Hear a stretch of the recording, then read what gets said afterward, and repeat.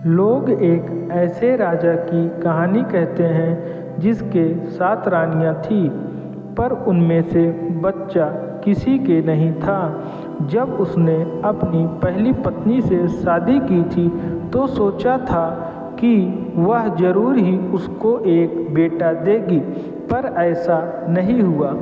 फिर उसने दूसरी शादी की, तीसरी से शादी की, फिर चौथी से शादी की, फिर 5वीं, 6ठी और 7वीं से शादी की, पर किस्मत की बात किसी के भी कोई लड़का नहीं हुआ जो उसको खुश करता और उसके बाद उसका राज्य संभालता। इस बात को लेकर वह बहुत दुखी था। एक बार वह पास के एक जंगल से गुजर रहा था कि उसको बहुत सुंदर परी दिखाई दी। उसने राजा से पूछा, तुम कहाँ जा रहे हो?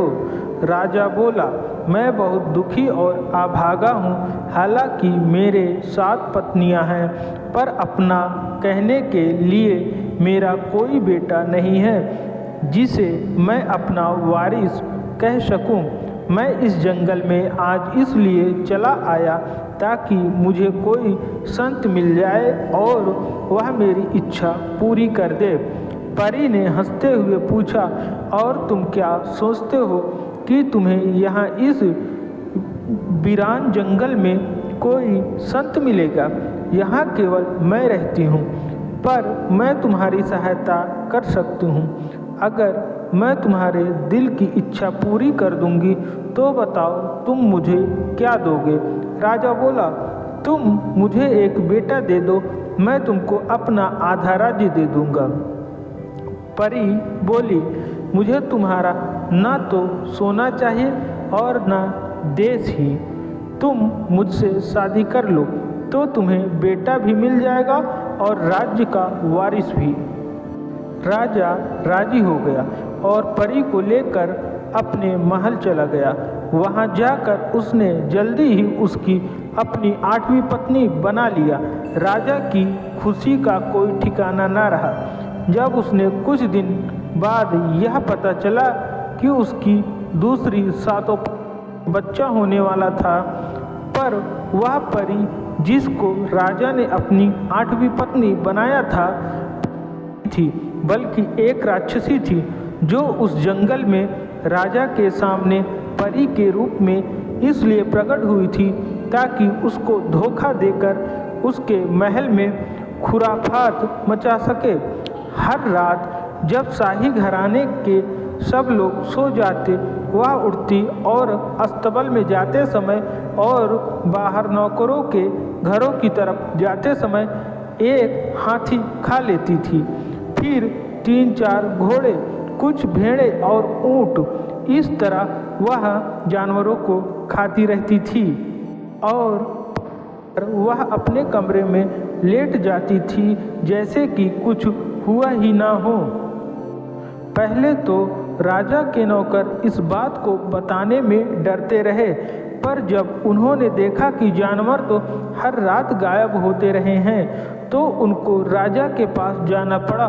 तुरंत ही महल की इमारत की सुरक्षा की कड़ा हुक्म सुना दिया गया और उसके हर कमरे की रक्षा के लिए चौकीदार नियुक्त कर दिए गए। पर सब बेकार था। जानवर हर रात गायब होते रहे और कोई यह नहीं बता सका कि यह सब कैसे हो रहा था। एक रात राजा अपने कमरे परेशान सा घूम रहा था कि वह इस बारे में क्या करे कि उसकी 8वीं पत्नी नकली परी ने कहा, तुम मुझे क्या दोगे अगर मैं तुम्हें चोर ढूंढ दूं तो? राजा बिना सोचे समझे बोला, कुछ भी, हर चीज।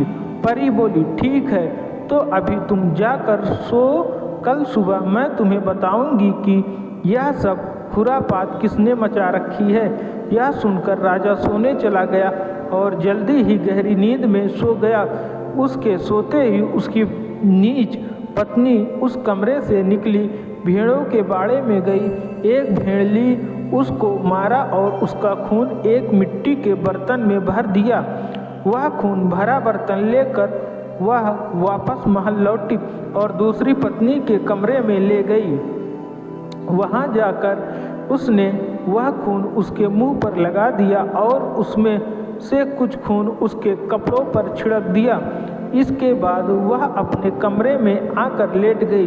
राजा तभी भी गहरी नींद में सो रहा था। जैसे ही सुबह हुई उसने राजा को जगाया और बोली, मैंने तुम्हारा चोर पकड़ लिया है। तुम्हारी जो दूसरी पत्नी है उन्होंने ही जानवर चुराए हैं और खाए हैं। वे लोग इंसान नहीं हैं बल्कि राक्षसी हैं। अगर तुम अपनी ज़िंदगी बचाना चाहते हो तो तुम्हें उनसे बच कर रहना चाहिए। अगर तुम्हें मेरी बात झूठ लग रही हो तो तुम खुद जाकर देख लो। राजा अपनी सब पत्नियों के कमरे में गया तो देखा कि सचमुच ही उसके मुंह पर खून लगा है और उनके कपड़ों पर भी खून के धब्बे हैं। यह देखकर राजा बहुत गुस्सा हो गया।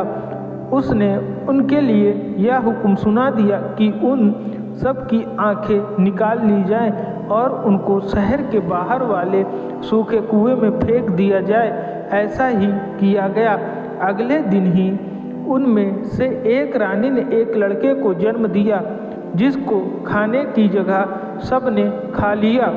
उससे अगले दिन एक रानी ने एक लड़के को जन्म दिया।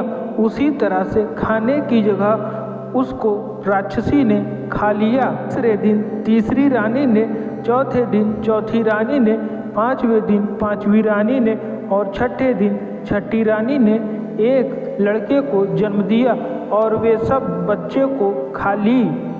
सातवीं रानी का अभी भी समय नहीं आया था। उसने अपने हिस्से के बच्चों के टुकड़े नहीं खाए थे बल्कि उनको संभाल कर रख लिया था जब तक उसका अपना बच्चा जन्म लेता। और सातवीं रानी को जब बच्चा हुआ तो उसने अपने बच्चे को बचा लिया। बच्चा धीरे धीरे बढ़ने लगा और बड़ा होकर वह एक ताकतवर और सुंदर लड़का बन गया। जब वह 6 साल का हुआ तो सातों रानियों ने सोचा कि उसको कुछ बाहर की दुनिया दिखाई जाए, पर वे यह काम कैसे करें। कुआं बहुत गहरा था और उसकी दीवारें बिल्कुल सीधी खड़ी थी। आखिर उन्होंने एक तरकीब निकाल ही ली। एक दूसरे के कंधे पर खड़ी हो गई। सातवीं रानी जो सबसे ऊपर खड़ी थी उसने बच्चे को उठाकर कुएं के किनारे पर बिठा दिया। कुएं से बाहर निकलते ही बच्चा महल की तरफ भाग गया। शाही रसोई घर में पहुंचकर उसने रसोइये से खाना मांगा। रसोइये ने उसको बहुत सारा खाना दिया जिससे कुछ उसने खाया और बाकी बचा खाना वह अपनी माँ और राजा की दूसरी पत्नी के लिए ले आया। कुछ दिनों तक ऐसे ही चलता रहा कि एक दिन रसोइये ने उससे वहीं रुक जाने के लिए और राजा के लिए कुछ खाना बनाने के लिए कहा। उसने उससे कहा कि उसकी माँ मर गई है और उसको उसका अंतिम संस्कार करने जाना जरूरी था, तो आज वह उसकी जगह खाना बना दे। लड़का राजी हो गया। उसने कहा कि वह अपनी तरफ से भरसक कोशिश करेगा कि राजा के लायक खाना बना सके और रसोइया उसे खाने का काम सौंप कर चला गया। उस दिन के खाने से राजा बहुत खुश हुआ। खाना ठीक से पका हुआ था, उसने खुशबू भी बहुत अच्छी आ रही थी और वह ठीक से परोसा गया था। शाम को रसोइया लौट आया। राजा ने उसको बुलाकर उसके खाने की बहुत तारीफ की और कहा कि आज का खाना बहुत अच्छा था और वह आगे भी वैसा ही खाना बनाया करे। यह सुनकर रसोइया ने ईमानदारी से स्वीकार किया कि उस दिन का खाना तो उसने बनाया ही नहीं था। उस दिन तो वह सारा दिन ही महल में नहीं था क्योंकि उसकी माँ मर गई थी। उसने एक लड़के को यह जिम्मेदारी सौंप दी थी। उसने ही वह खाना बनाया था। जब राजा ने यह सुना तो उसने रसोइये को उस लड़के को अपने रसोई घर में नियमित रूप से नौकरी देने के लिए कहा। अब क्या था, राजा के रसोई घर में रोज नए नए पकवान बनने लगे और राजा उनसे खुश होकर उस लड़के को अक्सर भेंट देने लगा।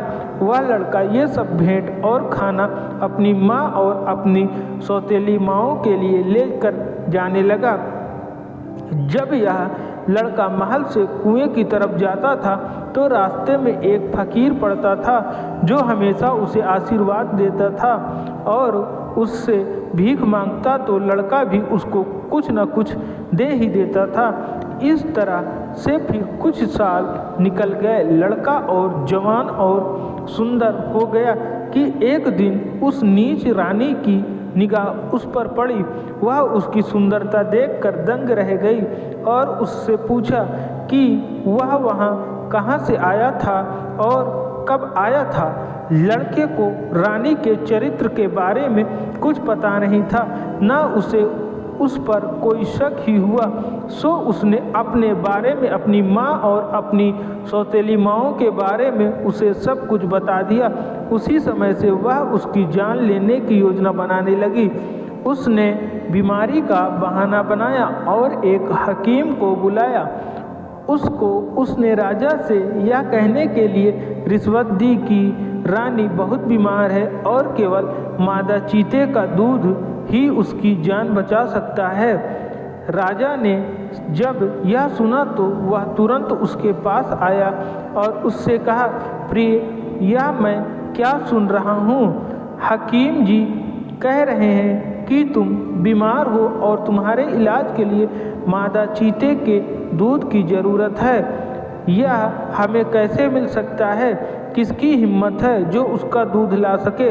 रानी बोली, यह काम वह लड़का कर सकता है जो अपनी रसोई में काम करता है। वह बहुत बहादुर है। तुमने उसके लिए जो कुछ भी किया है उसके बदले में वह यह काम तुम्हारे लिए खुशी खुशी कर देगा।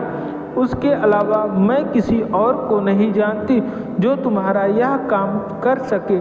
ठीक है, मैं उसको बुलाकर पूछूंगा। लड़का तुरंत ही तैयार हो गया और अगले दिन अपनी इस खतरे भरी यात्रा पर चल दिया। रास्ते में वही फकीर पड़ता था। उसने लड़के से पूछा, किधर चल दिए? उसने राजा का हुक्म फकीर को बता दिया और साथ में यह भी कहा कि राजा की इच्छा पूरी करके उसे कितनी खुशी होगी जिन्होंने उसके ऊपर इतनी दया की है। फकीर बोला, तुम वहाँ मत जाओ। तुम ऐसा काम करने की हिम्मत भी कैसे कर सकते हो? तुम्हें मालूम है कि यह कितनी जोखिम का काम है। पर लड़के को अपनी जिंदगी की चिंता नहीं थी। तो फकीर बोला, अगर तुम नहीं मानते तो मेरी सलाह मानो। इससे तुम सुरक्षित भी रहोगे और अपने काम में कामयाब भी होंगे। जब तुम किसी मादा चीतों को देखो तो एक तीर उसके एक थन में मारना। इससे वह बोल पड़ेगी और पूछेगी कि तुमने उसको तीर क्यों मारा।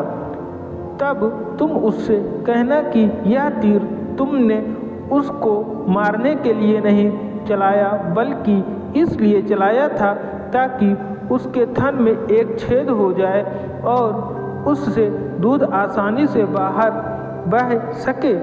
तुम उससे यह भी कहना कि तुमको उसके बच्चों पर दया आती है जो कम दूध की वजह से कमज़ोर दिखाई दे रहे हैं। फिर फकीर ने उसे आशीर्वाद दिया और उसको उसकी यात्रा पर भेज दिया। इस तरह प्रोत्साहित होकर लड़का खुशी खुशी जंगल की तरफ बढ़ा। जल्दी ही उसको एक मादा चीता मिल गई। फकीर की सलाह के अनुसार उसने तुरंत ही एक तीर उसके एक थन में मारा। जब मादा चीता ने उससे उसके इस तीर मारने की वजह पूछी तो उसने वही कहा जो फकीर ने उससे कहने के लिए कहा था। पर साथ में उसने यह भी कहा कि महल में रानी जी बहुत बीमार हैं, उनके इलाज के लिए मादा चीते का दूध चाहिए। मादा चीता बोली, मेरा दूध चाहिए और रानी जी को? क्या तुम्हें यह मालूम नहीं कि वह एक राक्षसी है? तुम उससे दूर ही रहना, कहीं ऐसा ना हो कि वह तुमको मार डाले और खा जाए। लड़का बोला, मुझे उससे कोई खतरा नहीं है, उसकी मुझसे कोई दुश्मनी नहीं है। तब ठीक है, मैं तुम्हें अपना दूध जरूर दूंगी, पर तुम रानी से बच कर रहना। कहकर मादा चीता उसको एक बहुत बड़ी चट्टान के पास ले गई, जो एक चट्टान से टूटकर अलग हो गई थी। वहां जाकर वह बोली, इधर देखो, यहाँ मैं अपने दूध की एक बूंद गिराती हूँ। कहकर उसने अपने दूध की एक बूंद उस चट्टान पर गिरा दी। तुरंत ही वह चट्टान टुकड़े टुकड़े होकर बिखर गई। वह फिर बोली, तुमने देखी मेरी दूध की ताकत, पर अगर रानी जितना दूध मैं तुम्हें दे रही हूँ वह सब भी पी जाएगी तो भी उसके ऊपर कोई असर नहीं होगा, क्योंकि वह राक्षसी है और ऐसी चीज़ों का उसके ऊपर कोई असर नहीं होगा। अगर तुमको मेरा विश्वास ना हो तो तुम खुद देख लो। मादा चीते का दूध लेकर लड़का वापस लौट आया और वह दूध उसने राजा को दे दिया। राजा उसको अपने पत्नी के पास ले गया। रानी ने वह सारा दूध पी लिया और कहा कि वह अब ठीक हो गई। राजा उस लड़के से बहुत खुश हुआ और अपने महल के नौकरों में उसकी तरक्की कर दी। पर रानी का उद्देश्य तो अभी पूरा नहीं हुआ था। वह तो उसको मारना चाहती थी और वह अभी भी जिंदा था। वह फिर सोचने लगी कि वह उसको राजा को बिना गुस्सा किए कैसे मार सकती थी। कुछ दिनों के बाद उसने बीमारी का फिर से बहाना किया और राजा को बुलाकर उससे कहा, लगता है मैं फिर बीमार पड़ गई हूँ, पर तुम चिंता ना करो। मेरे दादा उस जंगल में रहते हैं जहाँ से यह मादा चीते का दूध लाया गया था। उसके पास एक खास दवा है, शायद मैं उससे ठीक हो जाऊं। अगर तुम मंगवा सकते हो तो वह दवा मुझे मंगवा दो। वह लड़का जो मेरे लिए दूध लेकर आया था वही वहाँ भी जा सकता है और वह दवा उनसे ही मिल सकती है। सो लड़का दोबारा रानी के दादा से दवा लेने के लिए भेज दिया। रास्ते में फिर से फकीर पड़ा तो फकीर ने उससे पूछा, किधर चले? लड़के ने फिर से सब कहानी उसको सुना दी। फकीर बोला, तुम वहाँ मत जाओ, वह आदमी तो राक्षस है, वह तुम्हें खा जाएगा। लेकिन लड़का तो पिछली बार की तरह से फिर अपनी जिद पर अड़ग रहा। फकीर बोला, तो ठीक है, जाओ, मगर मेरी सलाह सुनते जाओ। जब तुम उस राक्षस को देखो तो उसको नाना जी कहकर पुकारना। वह तुमसे अपनी पीठ खुजलाने के लिए कहेगा। तुम उसकी पीठ पर खुजलाना और बहुत ही जोर से खुजलाना। लड़के ने वादा किया कि वह वैसा ही करेगा और जंगल की तरफ चल दिया। जंगल बड़ा था और घना था। उसको लगा कि वह तो उस राक्षस तक कभी पहुंच ही नहीं पाएगा, पर तभी उसको उस राक्षस का मकान दिखाई दे गया और साथ में राक्षस भी। उसको देखते ही वह तुरंत चिल्लाया, नाना जी, मैं आपकी बेटी का बेटा हूँ। मैं आपसे यह कहने आया हूँ कि आपकी बेटी बहुत बीमार है और वह जब तक ठीक नहीं हो सकती जब तक कि वह दवा ना ले जाए आपके पास से। उन्होंने मुझे इसलिए आपके पास भेजा है, मेहरबानी करके वह दवा मुझे दे दीजिए। राक्षस बोला, ठीक है, मैं तुम्हें वह दवा दे देता हूँ, पर पहले तुम जरा मेरी पीठ खुजला दो, वह बहुत खुजली हो रही है। राक्षस ने झूठ बोला था, उसकी पीठ में बिल्कुल भी खुजली नहीं आ रही थी। वह तो बस यह देखना चाहता था कि वह लड़का उसकी बेटी का असली बेटा था या नहीं। फकीर के बताए अनुसार उसने राक्षस की पीठ बहुत जोर से खुजला दी। जब लड़के ने राक्षस की पीठ में अपने नाखून गड़ाए जैसे कि उसकी पीठ खुरच देना चाहता हो, तभी राक्षस ने उसे रोक दिया। ठीक है, और दवा देकर उसे वापस भेज दिया। महल पहुंचकर उसने वह दवा राजा को दे दी। राजा उसको अपनी रानी के पास लेकर गया। उसने उसको लिया और बताया कि वह अब पहले से बेहतर थी। राजा उस लड़के से अब और भी ज़्यादा खुश था। बदले में उसने उसको कई भेंट दी और उसको और भी कई चीज़ें दी। नीच रानी की अब समझ में ही नहीं आ रहा था कि वह ऐसे लड़के के साथ क्या करे। वह तो मादा चीते से भी बचकर आ गया था, उसके पिता से भी बचकर आ गया था। भगवान ही जानता है कि ऐसा कैसे हुआ, पर अब वह उसका क्या करे। आखिर उसने उसको अपनी एक बूढ़ी दादी के पास भेजने का प्लान बनाया, जो उसी जंगल में उसके पिता के घर के पास ही रहती थी। उसको पूरा भरोसा था कि इस बार वह जिंदा वापस नहीं आ पाएगा। सो उसने राजा को बुलाया और उससे कहा कि मेरे घर में मेरी एक बहुत ही कीमती कंघी है, मुझे वह चाहिए। मेहरबानी करके उस लड़के को मेरी वह कंघी लाने भेज दो।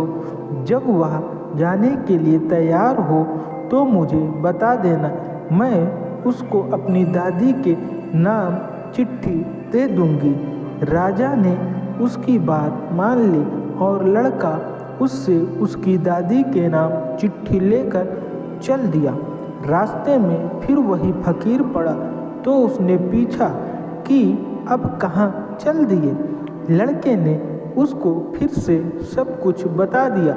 उसने उसको रानी की दी हुई चिट्ठी भी पढ़ने के लिए दी।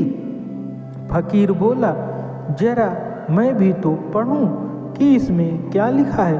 पढ़कर वह बोला, क्या तुम जानबूझकर मौत के मुंह में जाना चाहते हो?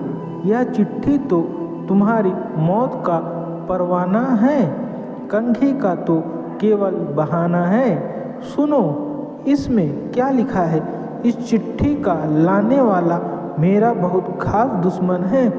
मैं अपना कोई भी काम तब तक पूरा नहीं कर पाऊंगी जब तक यह जिंदा है। जैसे ही यह तुम्हारे पास पहुँचे इसको मार देना, ताकि मैं इसके बारे में फिर कुछ न सुनूं।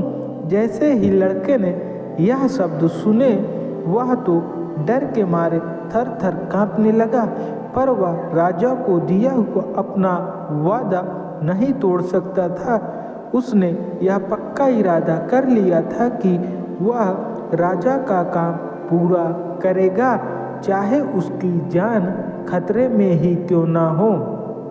सो फकीर ने वह चिट्ठी तो फाड़ कर फेंक दी और एक दूसरी चिट्ठी इस तरह लिखी, यह मेरा बेटा है। जब यह तुम्हारे पास पहुँचे तो उसका खास ख्याल रखना और इसको बहुत प्यार से रखना। यह लिखकर उसने यह चिट्ठी लड़के को दी और कहा कि वह उसको नानी कहकर पुकारे और उससे बिल्कुल डरे नहीं। लड़के ने वह चिट्ठी ली और जंगल की तरफ चल दिया। राक्षसी के घर पहुंचकर उसने जैसे ही फकीर ने उसे सलाह दी थी, राक्षसी को नानी कहकर पुकारा और फकीर की लिखी हुई चिट्ठी उसको थमा दी। चिट्ठी पढ़कर उसने लड़के को गले लगाया और अपनी बेटी और उसके शाही पति के बारे में काफ़ी कुछ बातें पूछी। राक्षसी ने जितना अपनी तरफ से सोच सकती थी लड़के पर पूरा ध्यान दिया और उसकी सुख सुविधा का भी पूरा ख्याल रखा। जब वह वहाँ से चलने लगा तो उसने उसको बहुत सारी भेंटें दी, जिनमें से एक साबुन की शीशी थी, जिसकी अगर एक बूंद भी जमीन पर गिर जाए तो वहाँ एक बहुत बड़ा पहाड़ खड़ा हो जाता था। एक शीशी भरकर सुइयाँ थी, जिसकी अगर एक सुई नीचे गिर जाए तो एक बड़ी पहाड़ी खड़ी हो जाएगी जिस पर नुकीली कीलें गड़ी होंगी। एक शीशी भर कर पानी था जिसमें से अगर पानी जमीन पर डाला जाए तो समुद्र बन सकता था। उसने उसको ये चीज़ें भी दिखाई दी और उनका मतलब भी समझाया। 7 बढ़िया किस्म के मुर्गे, एक चरखा, एक कबूतर, एक चिड़िया और एक दवा। उसने कहा, इन 7 मुर्गों में तुम्हारे 7 मामाओं की आत्मा है जो कुछ दिनों के लिए बाहर गए हुए हैं। जब तक ये 7 मुर्गे जिंदा हैं तब तक तुम्हारे मामा जिंदा हैं और उनको कोई नुकसान नहीं पहुंचा सकता। इस चरखे में मेरी आत्मा बंद है, अगर यह टूटा तो मैं भी टूट जाऊंगी, यानी मैं मर जाऊंगी, नहीं तो मैं अमर हूँ। इस कबूतर में तुम्हारे नाना की जिंदगी बंद है और इस चिड़िया में तुम्हारी माँ की जिंदगी बंद है। यह कबूतर और यह चिड़िया जब तक कुशल मंगल हैं, तुम्हारे नाना और माँ भी सकुशल हैं। और इस दवा को लगाने से एक अंधा भी देख सकता है। लड़के ने राक्षसी को जो कुछ उसने उसको दिया था और जो कुछ उसने उसको दिखाया था उस सब के लिए धन्यवाद दिया और सोने चला गया। सुबह को राक्षसी जब नदी पर नहाने गई, लड़के ने 7 मुर्गों और कबूतर को मारा और चरखे को जमीन पर मारकर तोड़ दिया। उसी समय राक्षसी, उसका पति और 7 बेटे मर गए। फिर उसने पिंजरे में बंद चिड़िया को पकड़ा, वह कीमती दवा ली और राजा के महल की तरफ चल दिया। रास्ते में वह अपनी माँ और राजा की दूसरी रानियों का अंधापन दूर करने के लिए रुका। जैसे ही उसने वह दवा उनकी आँखों पर लगाई, उनकी दृष्टि वापस आ गई। उसने उन सबको कुएं से बाहर निकाला। अब सब मिलकर राजा के महल की तरफ चले।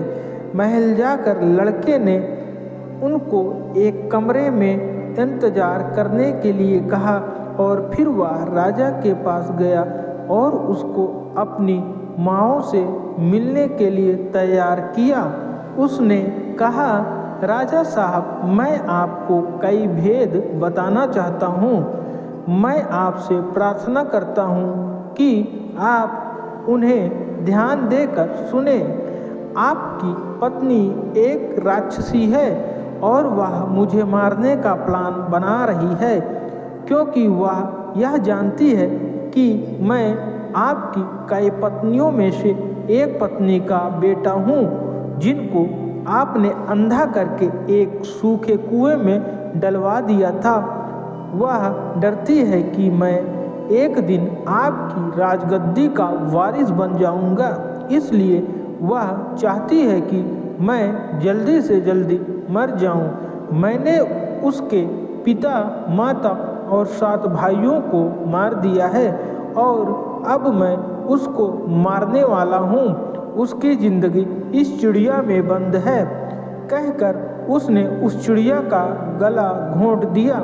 रानी तुरंत ही मर गई। फिर वह राजा को अपने साथ ले गया और उसकी 7 रानियों को दिखाकर बोला, ये आपकी 7 असली रानियां हैं। आपके घर में आपके 7 बेटे पैदा हुए, जिनमें से 6 बेटे खाने की कमी की वजह से मार कर खा लिए गए। मैं 7वां अकेला जिंदा बच रहा। यह सुनकर राजा बिलक बिलक कर रो पड़ा। ओह, यह मैंने क्या किया, मुझे धोखा दिया गया। इसके बाद राजा ने अपने बेटे को राजा बना दिया। वह भी अपनी साबुन की सुइयों की पत्नी की जादुई बोतलों के सहारे अपने राज्य से लगे हुए राज्यों को जीतने में सफल रहा। बूढ़ा राजा अपनी 7 पत्नियों के साथ शांतिपूर्वक जिंदगी बिताता रहा और आनंद करता रहा।